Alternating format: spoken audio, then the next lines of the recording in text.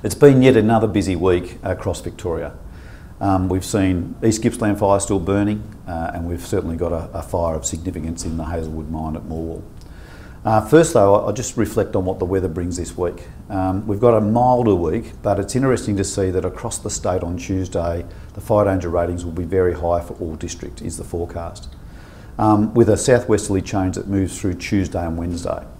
Now with that, we've got to be really careful that we just don't get in the slide along that it's just another day. I think Tuesday is a day that people should take note with, because if we did have fires at start, they would run and they could have potential to do damage. So we're not out of it, and we need to make sure that even though we've had cooler conditions, that we don't forget that we can still have fires that do damage. And the reason I say that is that last week we saw a number of fires run. Goongerah, for example, in East Gippsland, a new start within the area where the major fire is, was caused by lightning, and in a very short period of time that fire developed that it was actually crowning through trees. And that tells us that the conditions are still dry, and it doesn't mean you have to have excessive temperatures or low relative humidities and high wind speeds. You don't need all three to get a fire to run. You only may need two of those, and I think in Gippsland last week it was obviously wind and a very low relative humidity. So that's a bit of a warning, a little bit of focus, and we just need to stay attuned to that as one of the key issues for this week. East Gippsland fires are still burning. People will say they've been burning for a long time. They have. They're deep-seated, and there is significant resources still down there working on it, and that will continue.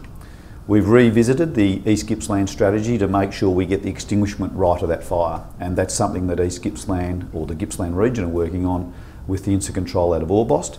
But what it means is across the state we need to offer up support and give the resources necessary to make that successful. And obviously there will be ongoing issues in the recovery area that DHS and the local Shire will lead. Some of that's already kicked in obviously, but there'll be more to be done. And the big one that has been sitting now since the 9th of February is a fire in the Hazelwood mine. So Hazelwood mine just south of Morwell, and that's causing us significant problems. That is, it's a deep-seated fire in coal, burning, putting up smoke over the township of Morwell, and obviously causing significant issues. In quick, there's 4 ways to look at that fire. First is the fire strategy, which is being run out of Incident Control Centre at Traralgon, with an extensive operational structure on the site itself with MFB, CFA, we've got Tasmania, we've got South Australian Metropolitan Fire Service, we've got ACT, we've got Fire Rescue New South Wales backed into or stepped into a number of CFA stations to give capability, and huge resources from MFB and CFA. It's a big operation. The second part of it is actually the smoke, and it's interesting, this fire is seen by the community all about smoke. You know, in a bushfire you normally focus on the fire and the smoke's a subset. This fire though is all about the smoke for the community, because they can't see the fire and the fire's not going to come and burn them, but the smoke will be the issue. The smoke is one part of it, carbon monoxide is the second part, and ash is the third part of the environmental issues. And obviously EPA and the Chief Health Officer are working through that to make sure every day the community's warned about what the smoke hazards are, any potential of carbon monoxide, and obviously what ash actually means in the town. The third part is how to engage the community. There's been some fantastic work done about how to engage in community.